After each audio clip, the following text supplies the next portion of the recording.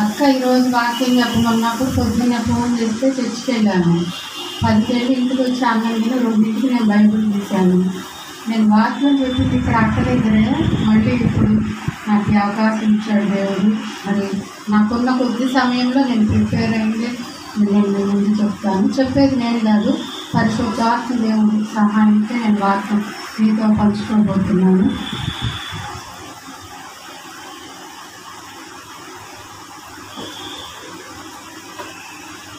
ఈరోజు నేను తీసుకున్న పాయింట్ వాక్యం వచ్చి నీతి గురించి, దేవుని నీతి గురించి నేను చెప్పబోతున్నాను.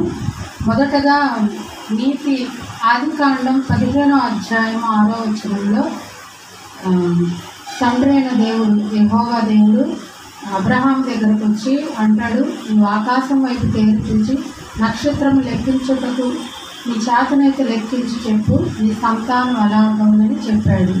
అప్పుడు అతడు యెహోవాని నమ్మెను, ఆయన అది అతనికి నీతిగా ఎంచెను. అబ్రహాముని అక్కడ దేవుడు నీతిగా ఎంచినాడు. ఎందుకు? దేవుడు చెప్పిన మాట నమ్మాడు కాబట్టి. అప్పుడు అబ్రహాం ఉన్న స్థితి అయితే వయసు అయిపోయింది. మరి అబ్రహాముని పిలుచుకుంది 12వ అధ్యాయంలో దేవుడు పిలుచుకున్నాడు. 15వ అధ్యాయంలో చెప్తున్నాడు అనమాట, వాగ్దానం చేస్తున్నాడు. ఈ సంతానం ఇలా అవుతారు అంటే నమ్ముతాడు అబ్రహాము. అది మరలా గలతీ పత్రిక 3:6లో కూడా ఉంటుంది. ముందుగా మనము ఒకప్పుడు అన్ని జనులమే కదా, అంటే మనం కొన్ని జనరేషన్ క్రితం కొంతమంది యేసు ప్రభువుని తెలుసుకొని వచ్చారు. మేమైతే ఫస్ట్ జనరేషను. ఇప్పుడు అక్కాళ్ళైనా ఇక్కడ ఉన్నాళ్ళైనా కొన్ని జనరేషన్స్ ముందు మన పితరులు తెలుసుకొని వచ్చారు.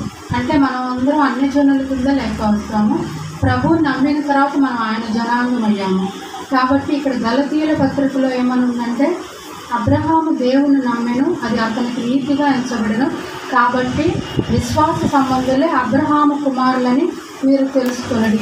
దేవుడు విశ్వాస మూలముగానే అన్ని జనులను నీతిమంతులుగా తీర్చునని అక్కడ లేఖనంలో ఉందన్నమాట వాక్యం.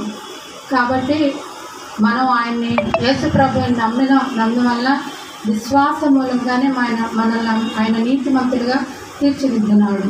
మరి హెబ్రీయుల పత్రిక 11వ అధ్యాయం 12వ వచనంలో ఉంటుంది, అందుచేత మృతతుల్యుడైన ఆ యొక్కని నుండే, అంటే అబ్రహాము నుండే సంఖ్యకు ఆకాశ నక్షత్రం వలెను సముద్ర తీరమని లెక్కింప శక్యము కాని ఇసుక వలె సంతానము పొందెను అని అక్కడ వాక్యం సెలవిస్తుంది.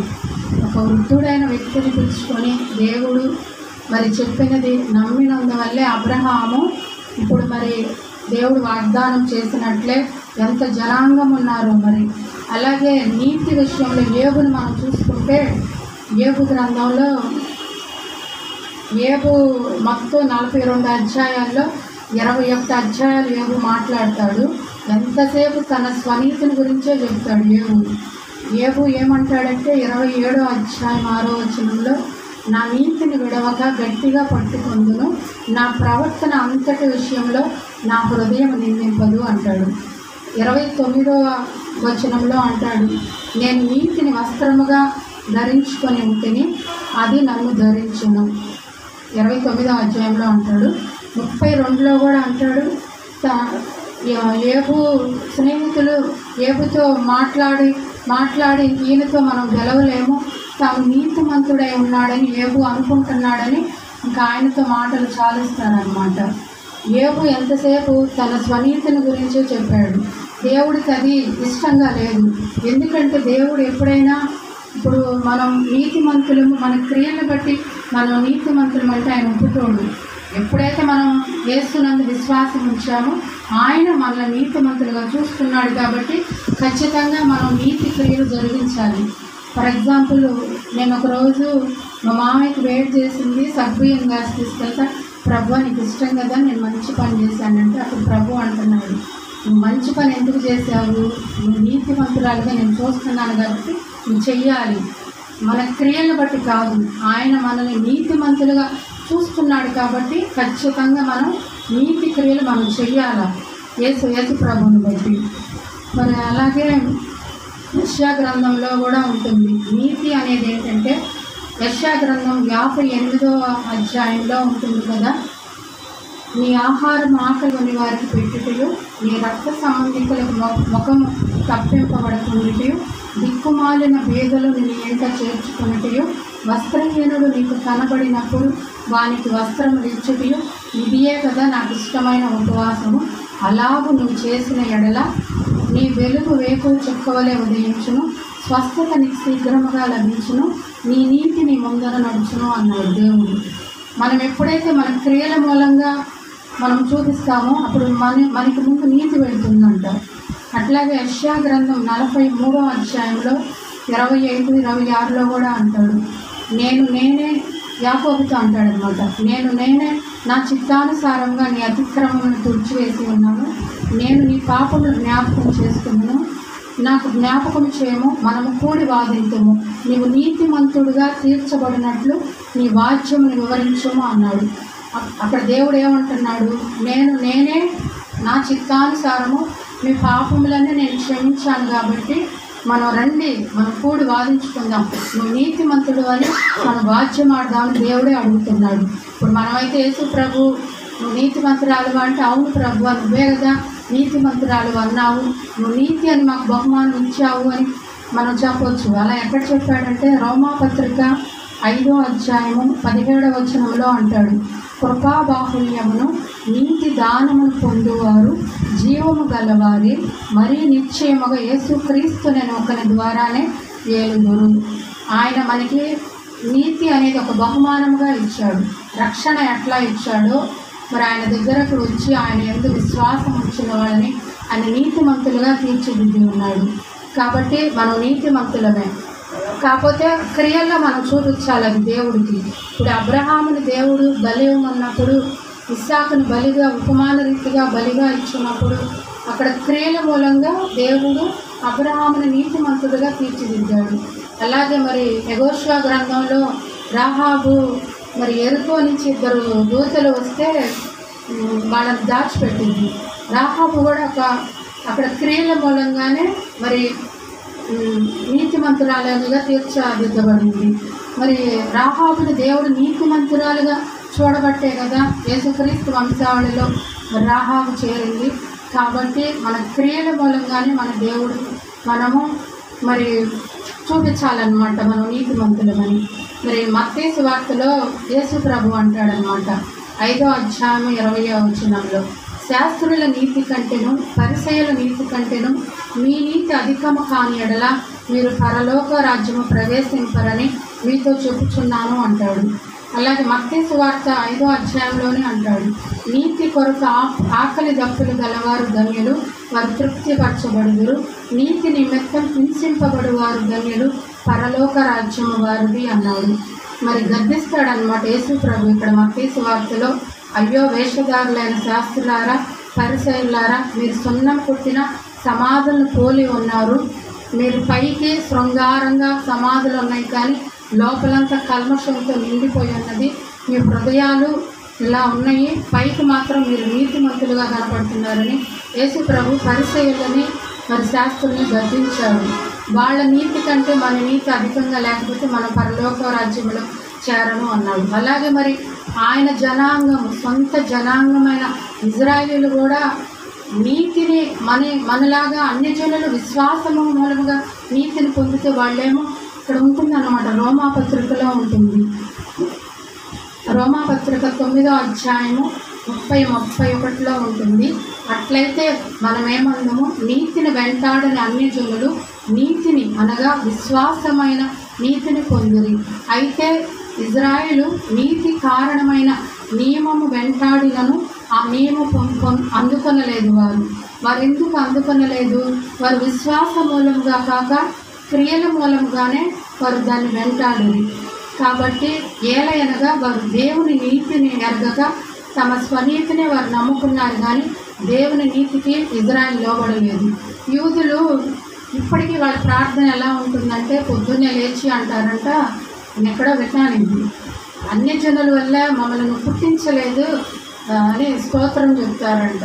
వాళ్ళు ఎంతసేపు మేము ఆ జనాంగంలో మేము యూదులుగా పుట్టాము, మమ్మల్ని ఆయన దేవుడు పిలుచుకున్నాడు అని ఎంతసేపు ఏబు స్వనీతిని వెతికినట్టు ఈ ఇజ్రాయేలు కూడా వాళ్ళ క్రియలు ఇప్పుడు అబ్రహాం నీతిగా ఎంచబడినప్పుడు ధర్మశాస్త్రం లోకంలో లేదు. మోషే వచ్చిన తర్వాత ధర్మశాస్త్రం లోకంలోకి వచ్చింది. అప్పుడు పాపం అనేది ఏంటో తెలిసింది మనకి. ఇజ్రాయేలీలు ఎంతసేపు మరి ధర్మశాస్త్రాన్ని పట్టుకొని మేము నీతిమంతులం, మేము అవి పాటించాం అంటారు. కానీ పౌలు భక్తుడు ఒప్పుకోడనమాట. ధర్మశాస్త్రం క్రీస్తు వచ్చిన తర్వాత కొట్టివేయబడినది కూడా ఒక చోట ఉంటుందన్నమాట వాక్యము. దావీదు కూడా అంటారనమాట, రోమాపత్రిక 3వ అధ్యాయం, రోమాపత్రికలో అంత నీతి గురించే ఉంటుంది. ఏలయనగా ధర్మశాస్త్ర సంబంధమైన క్రియల మూలముగా ఏ మనుష్యుడు ఆయన దృష్టికి నీతిమంతుడని తీర్చబడడు. ధర్మశాస్త్రములకు వేరుగానే దేవుని నీతి బయలుపడుచున్నది. 3:24లో ఉంటుంది రోమాలో. క్రీస్తు యేసునందు విమోచన ద్వారానే ఉచితముగా మనం నీతిమంతులుగా తీర్చబడుచున్నాము. అలాగే రోమాపత్రిక 4:6లో ఉంటుంది. ఆ ప్రకారమే క్రియలు లేకుండా దేవుడు ఎవరిని నీతిమంతుడిగా ఎంచునో ఆ మనుషుడు ధన్యుడని దావీదు కూడా చెప్పుచున్నాడు. తన అతిక్రమములకు పరిహారం పొందినవాడు, తన పాపములకు ప్రాయశ్చిత్తం పొందినవాడు ధన్యుడు అని దావీదు కూడా ఇక్కడ చెప్తున్నాడు. మనకి దేవుడు నీతి అనిచ్చినప్పుడు, నీతిమంతులుగా మనం చూస్తున్నప్పుడు మనం చేయాల్సిన పని ఒకటే. మనం ఈ లోకంలో జీవిస్తున్నంత కాలము ఆయన ఇచ్చిన ఆ బహుమానం పట్టుకొని మనం కాపాడుకోవటం అంటే, ఇప్పుడు కొంతమంది ఎలా అంటే వాళ్ళకున్న దానిపై అతిశయపడతారు, దేవుడిని లెక్క చేయకుండా ఉంటారు. అట్లా దేవుడు మెచ్చడు. ఎంతసేపు మనం దేవుడికి విధేయత కలిగి ఉండాలంటే ఆయన వాక్యము మనం కనుక గమనిస్తే అసలు మనం ఏ పాటి వాళ్ళం, నరుని జ్ఞాపకం చేసుకున్నప్పుడు వాడు ఏ పాటి వాడుని కీర్తనాకారుడు రాసినట్టు మనం ఏ పాటి వారం చచ్చిన స్థితిలో ఉన్న మనం పిలుచుకొని ఆయన శిలువపై కార్చిన రక్తంతో మనకి పాప క్షమాపణ దయచేసి రక్షణ ఇచ్చి ఆయన నామమునందు విశ్వాసం ఉంచిన మనల్ని నీతిమంతులుగా చూస్తున్నాడే. ఇప్పుడు ఈ లోకంలో అన్ని జనులు ఉన్నారు. వాళ్ళు ఏమనుకుంటారు, ధర్మ కార్యాలు చేస్తే, మరి మేము మంచి క్రియలు చేస్తే, మేము అక్కడ దానం ఇచ్చాము, మేము ఇక్కడ మేము ఇంత డబ్బు ఖర్చు పెట్టాం, పేదలకు ఇచ్చాము, మేము ఇంత గొప్ప కార్యాలు చేస్తాం కాబట్టి మేము నీతిమంతులం, మేము స్వర్గానికి వెళ్తామంటారు అన్ని జనులు, దేవుని ఎరగని వాళ్ళు. కానీ మన యేసయ్య ముందు మన మంచి క్రియలు ఏవి పనికిరావు. ఆయన మనకి నీతి అని ఇచ్చాడు కాబట్టి మనం నీతిగా బతకటానికి ఆయన ఇచ్చిన ఆ బహుమానము జాగ్రత్తగా మనం అది పొందుకొని ఉన్నాం. కాబట్టి మన క్రియల మూలంగా ఇప్పుడు క్రిస్మస్ టైం వచ్చింది. మరి ఈ టైంలో మనం చేయాల్సింది ఏంటి? మరి యేసయ్య ఎవరికి ఇచ్చిన స్తోమతను బట్టి వాళ్ళు పేదలకు ఇవ్వటమే. అదే ఆయనకి అన్నిటితో ఇష్టమైనది. ఇప్పుడు క్రిస్మస్ అంటే మరి దేవాది దేవుడు పరలోకం నుండి తాను రిక్తులుగా చేసుకొని పశువుల తొట్టులో పరుండి ఉన్నాడు. మరి తనతో అంతగా తగ్గించుకొని ఎందుకు అంత దీన స్థితికి వచ్చాడు? అందరికీ ఆయన అందుబాటులో ఉండాలనే కదా. యేసు ప్రభు పేదల దేవుడు అంటారు అన్ని జనులు. నిజమే, పేదల దేవుడే అందరికీ దేవుడు. అందరికీ యేసు ప్రభు అని వాక్యంలో కూడా సెలవిస్తుంది. మరి మొదట్లోకి ఇజ్రాయేలీల కొరకే కదా యేసు ప్రభు వచ్చింది. మరి తన శిష్యులతో అంటాడు కదా, మీరు నశించుకున్న గొర్రెలు ఇజ్రాయేల్ ఎదుగుతూ మీరు వెళ్ళండి అని అంటారు. ఒక అన్య స్త్రీ వచ్చి అడిగినా కూడా అంటాడు యేసు ప్రభు, మరి కుక్కలకి వేయాల్సిన రొట్టె కుక్క పిల్లలకు వేయాల్సిన రొట్టె, నా పిల్లలకు వేయాల్సిన రొట్టె కుక్క పిల్లలకు ఎట్లా వేస్తానంటే ఆ స్త్రీ అంటది, అయ్యా గొల్ల మీద నుంచి పడిన రొట్టె ముక్కలైనా తీసుకొని తింటాను కదా అంటే ఆమెకున్న విశ్వాసాన్ని బట్టి యేసు ప్రభు ఆమె కుమార్తెని స్వస్థపరిచాడు. ఒకప్పుడు ఆయన వచ్చింది మొదట ఇజ్రాయేల్ జనాంగం కొరకే, కానీ తర్వాత అందరి కొరకే ఆయన ప్రాణం పెట్టాడు. ఈ లోకంలో ప్రతి ఒక్కరి కొరకు ప్రాణం పెట్టాడు. కాబట్టి మరి యేసు ప్రభువును నమ్మిన వారు ధన్యులు. ఎందుకంటే ఆయన మనకి ఎన్నో ఇచ్చాడు. అన్నిటికన్నా అమూల్యమైనది అక్క ఎప్పుడు చెప్తూ ఉంటుంది, రక్షణ వ్యక్తిగతం, రక్షణ కాపాడుకుండాలి. ఎంత శ్రేష్టమైనది మనకి రక్షణ. ఏ క్షణం మనం కన్ను మూస్తే ఎక్కడ ఉంటాము?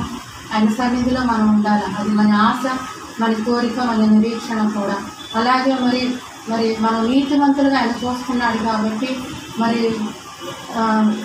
ఏబు వలె ఇజ్రాయేల్ వలె కాకుండా మనం ఆయన ఇచ్చిన నీతి ప్రకారమే మన క్రియల్లో చూపించాలి. అబ్రహాం క్రియల మూలంగానే నీతిమంతుడుగా తీర్చిదిద్దాడు దేవుడు. మరి క్రియలు లేని విశ్వాసం మృతమని కూడా వాక్యంలో సెలవిస్తున్నది కదా, ఒక చోట వాక్యం ఉంటుంది. మరి ఎఫెసీయుల పత్రికలో కూడా ఉంటుంది.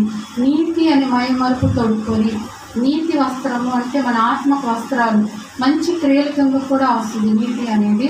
మరి అలాగే 1 కొరింథీయులు 12లో కూడా మరి విశ్వాసం అనేది ఒక వరము.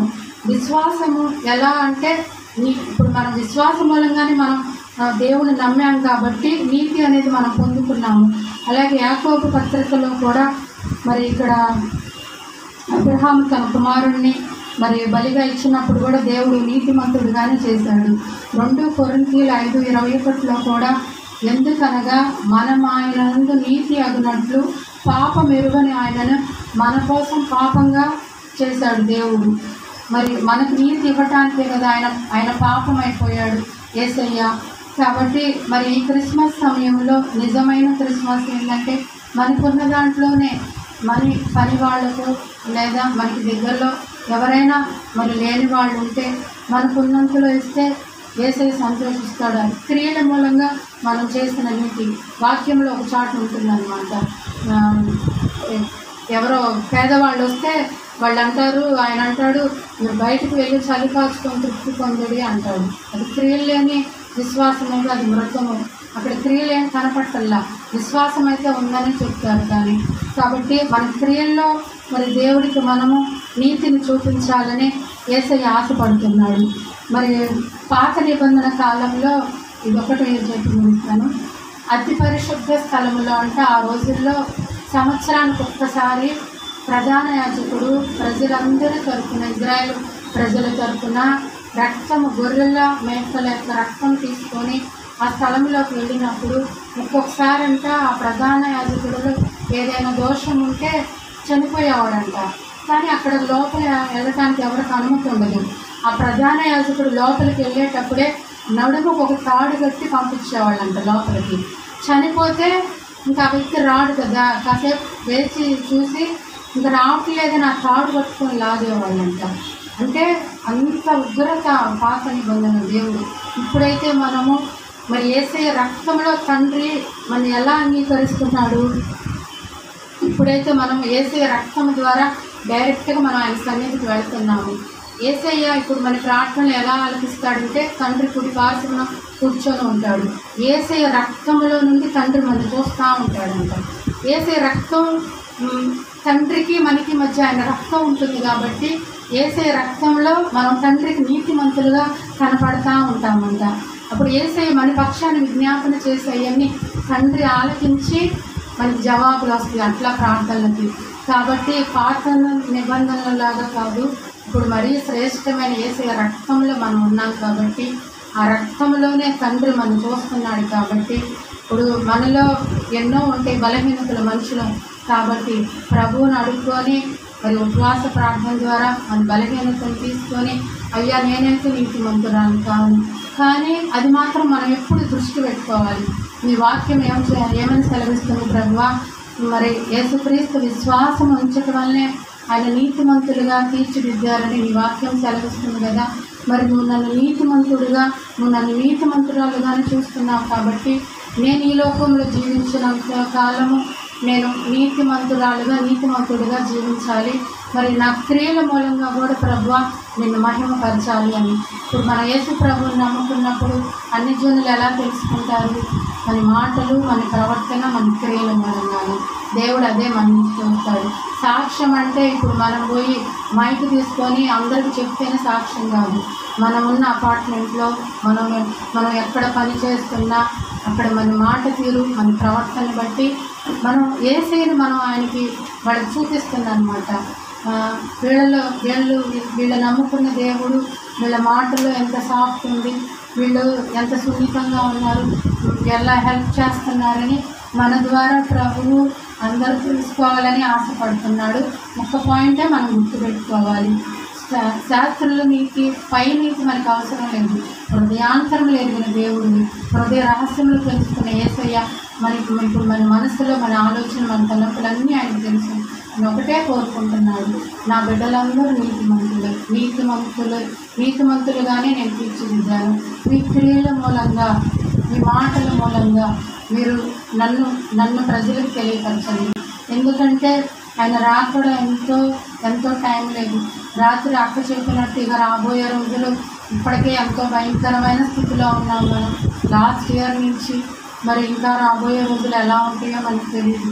సాధ్యమైనంత మటుకు మనకున్న తక్కువ సమయంలోనే మన మాట ద్వారానే యేసు ప్రభువును తెలుసుకుంటారు. కాబట్టి మన నీతి మన క్రియల మూలంగా మరి తెలియపరచాలని ప్రార్థిస్తూ మరి నాకు ఈ అవకాశానికి ఇచ్చిన ఆ దేవునికి మరి అక్కకు కూడా వందనాలు చెల్లించుకుంటూ మీ అందరికీ వందనాలు. యేసు నామములో